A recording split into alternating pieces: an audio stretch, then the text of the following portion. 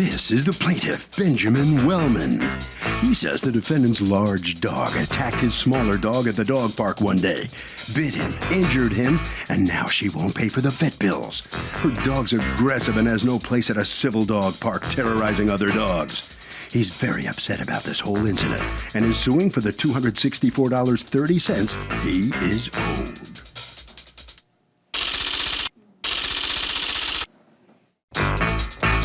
This is the defendant, Sharon Hilton. She says the plaintiff's little crazy dog was chasing all the big dogs around the park, antagonizing them. Nothing really happened other than some roughhousing between lots of dogs. The plaintiff simply overreacting to normal animal behavior and is blowing things out of proportion because he doesn't have anything better to do. She's accused of hurting a little dog. The defendant has filed a countersuit for $1,110 for 2.5 years' worth of wasted park fees now that her dog has been banned. Litigants have been sworn, Your Honor. Thank you, You're welcome, ma'am. Okay, Benjamin Wellman, Yes, ma'am. you are suing Sharon Hilton Yes. for $264.30 in vet bills that you say she needs to pay because her dog attacked your dog at the dog park. You are counterclaiming against them $1,110 for your past park fees that you've used up in being able to bring your dog there, but since you've been banned from the park, you feel he should pay for the last 2 years of park fees. Okay, as much as I want to start with that one, I'm going to start with the claim before the counterclaim. All right. Okay, what happened? Well, basically, like you said, we are members of a privately owned dog park that we pay memberships to go to, and it's on a year-to-year basis. And one day I took my dog, Mister, to the dog park, and that was the first time that we had met, me and Sharon and our dogs. And the first time they ever met, What kind of dog do you have? I have a little Italian Greyhound mix. Okay. And you have? I have a lab mix The lab mix with what? with bulldog. Okay. And you say it's a? It's a pit bull. Okay. No. Yeah, I've or never had a American pit bull and Staffordshire. just say it's a pit bull. Yeah. Why does that happen? All right, go ahead. Well, the first They're worried time about prejudice. Go ahead. my dog ran into the park. We had met properly the way we're supposed to in the park, off the leash, everywhere we're supposed to be and all that. And my dog ran up to her dog, and initially her dog got a little scared and kind of bit or scratched him a little bit the first time and left a little mark on the side of him. And I said, okay, well, you know, that's just your regular dog park incident. we're not gonna play with that dog anymore. We're just gonna walk away. So that's exactly what we did. We walked away. We didn't worry about it, and I just figured a scratch is a scratch, you know, no big deal. And then about 2 weeks later or so, we went back to the park. It was myself, my boyfriend, and our mutual friend, Bree. And we went to the park. It was about 1:15. And we went in the park. We were playing. We went into the all dogs welcome area. Okay, tell me about that. How, like, there's separate areas? Yes, there's separate areas. The only rule in the dog park is that there is a protected area for small dogs should they wish to go there. Okay. If I feel that there's too many big dogs in the park at the time, or I just need to get away to a smaller area, I can do that. The rule, and I have... Your dog is considered a small dog? He is. He's 23 pounds, but I have pictures of the signage of the park stating the rules and the contract of my park. Okay. The only rule states that big dogs cannot go into the small dog area. Because you're telling me this because your dog was in the all dog area. In the all dogs But welcome. your dog's allowed to be in the all dog. But he's allowed to be in all of the areas, exactly. Go ahead. And so we were in the all dogs welcome area for about 10 minutes or so, and I saw Sharon's dog there, and they had been playing. I was watching them to make sure that they were going to be playing okay and everything, and they were playing fine for about 10 minutes or so. And I saw one of my clients. I work at a pet hospital, and I was actually speaking with her about the first time. I don't know if she's friends with Sharon or had just met Liberty, her dog, before, but she actually said to me... Liberty is your dog? Yes. Okay. Yeah, and my client actually said to me, have you met Liberty before? And I'm literally going over the first incident and saying, actually, yes, I believe I have. About 2 weeks ago, she had this little scuffle. And I'm going over that part right when my dog runs around the park, and I see Sharon's dog, Liberty, just run up to him and bite him on the back of the leg, around his hip. I have pictures of that, too. They're kind of blurry, but they may suffice.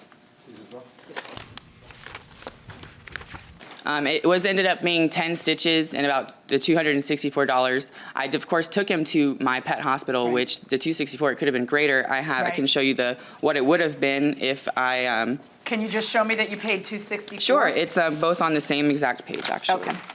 Let me hear from you, Ms. Hilton. Okay, well, first of all, Liberty, she has never attacked this young man's dog, period.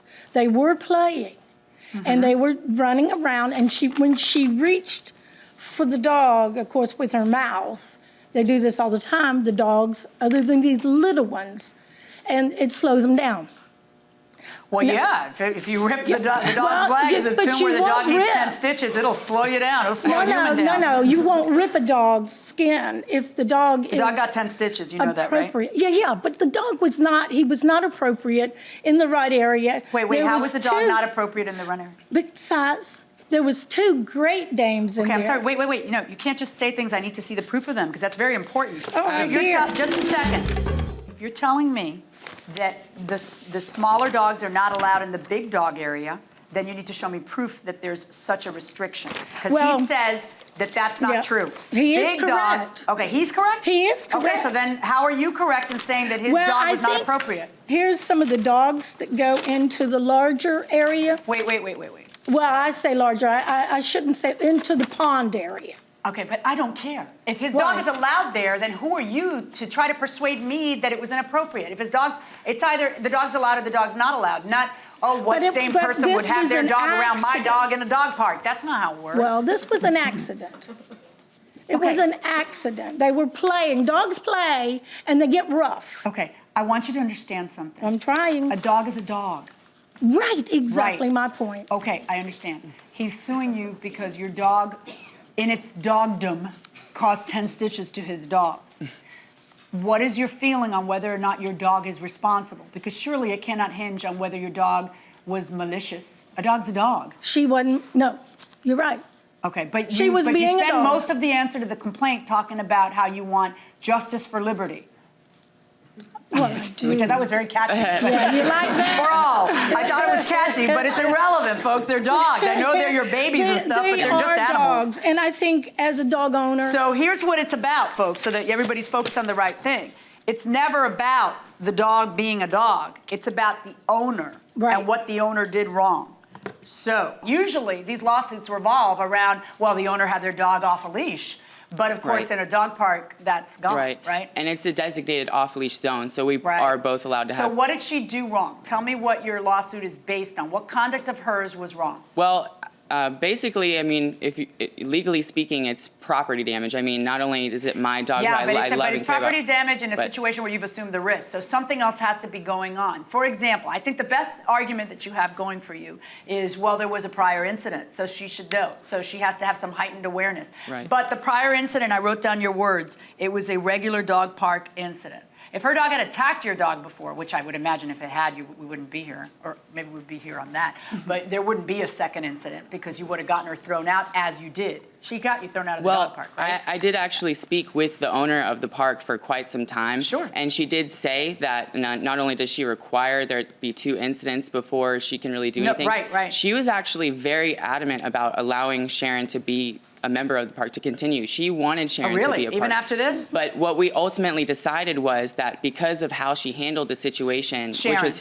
Sharon, yes, how did Sharon handle it? Just failing to. When it first happened, she just did not. She could care less. I mean, there was no sympathy. There was no, I'm so sorry. There was none of that. It was, she literally walked up and was like, oh, did she bite him? Oh, okay.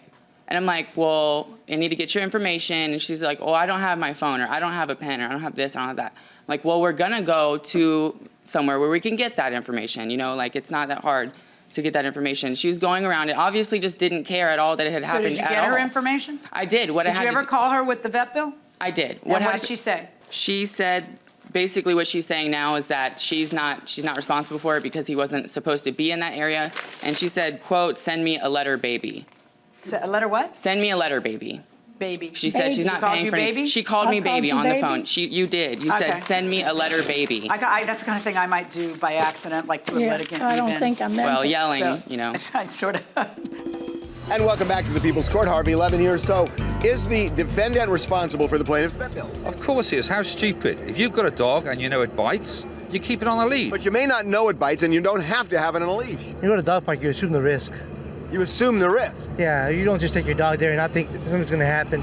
That is the $64,000 question going inside the courtroom. So at that point, I told her, I said, I have every intent to, file suit with you, and we continue to do so. Throughout the course of our voicemails going back and forth, at one point she did offer to pay half of the bill, but I didn't even respond to that because I was not in any way interested in half. That doesn't help me, and I don't feel that she's only responsible for half. So I just pretty much ignored that and continued filing the suit, and here we are. Okay. Talk to me about your counterclaim. Tell me about that. Oh, that was just brought up last moment, but, anyway, I'm really not interested in the counterclaim. Come on! I've been waiting the whole trial to hear it. I know. Well, it's only because the amount that's in your counterclaim is that you want him to pay the $37 per month that you have paid for the last 30 months. And how would that be when you've used it for the past 30 months? Well, you know why? Because I was kicked out of the park because, like he told you earlier, he was talking to the park owner extensively. I just let it all go. I called her because you should be kicked out of the park. I got a letter. You can't take that kind of risk. The park owner is a business person, and they cannot take a risk that there's going to be a second incident or a third incident. I don't know what we could call it, but that's what we're going to discuss now. What we need to discuss now is this. This is a dog park. Everybody is on notice that it's a dog park. Everybody's on notice that the dogs are off a leash. Everybody assumes a certain risk. For you to be able to ask her to pay the vet bills, regardless of what I would have done in this situation, which is irrelevant, for you to be able to ask me to legally require her to pay your vet bills, I have to see a situation where she was on notice that an attack would have happened. For example, there was a prior attack. And so I have to look at the nip that happened before. Okay, which you called, and I wrote it down because it was critical, regular dog park incident, and see whether it rises to the level of notice that she can no longer bring her dog to the dog park. It has to be bad enough where a reasonable person would say, all right, my dog can't be around other dogs, and that she knows that, and yet she brought her dog in anyway. So can I call that first contact something that should have put her on notice that her dog can't be at the dog park? I don't know that I can, because you certainly didn't. You didn't call it that in your testimony, and you didn't call it that in your actions by having the dogs play again. So if you and I don't see it that way, how can I turn around and look at her and say, you were on notice and your dog didn't belong around other dogs? That's what it has to rise to the level of, and I just don't see this here. Based on that and the fact that it's an assumption of the risk when you take your dog to the dog park, and I'm not going to order her to pay for the vet bills. I think the right thing happened. Her dog is no longer allowed there, so you and every other dog owner can feel comfortable and safe. I don't know if this is, quote, justice for liberty. That's not my interest. I think that you are on notice now that you can't have your dog in a dog park or around other dogs without a leash. And I think that if there's another incident, that person, hopefully, will be a People's Court viewer and will have the evidence they need. Good luck to everybody. Verdict for the defendant. On the counterclaim, it's dismissed. Thank you. So the law comes down on the side of the defendant here as the plaintiff step up a little bit. What's your feeling on the outcome here? I mean, I wish it had. Understand the law here? I do understand. I think it was a good ruling. I do wish that, it had been in my favor, of course, but I think that she did the right thing. Is it enough for you that she got kicked out of the dog park? No, I mean, I still wish I had my vet bills paid. I'm still out a total of $394 with the court fees and everything. So was it the money or the way she dissed you, kind of? I mean, absolutely. She showed, in no way should she be a dog owner if that's how she's going to act and carry herself in a dog park. Okay. All right. Right around the corner there, documents waiting for you. All right. So come on in here. So you win this case. Satisfied how this thing comes out? Yes. Absolutely. These guys felt that you dissed them. Did you think that? No. I immediately responded, and everything okay with the dog now? You're at a different park with the dog? She's fabulous. Okay. Yes, she's fine. All right. Over to Harvey. Okay, well, the judge has made it clear if there is another dog victim in this case, then the defendant is going to be responsible because the defendant is on notice that the dog is aggressive, and then the dog should probably just be on a leash. That will do it for this case. Litigants for the next case on the way into the courtroom right now.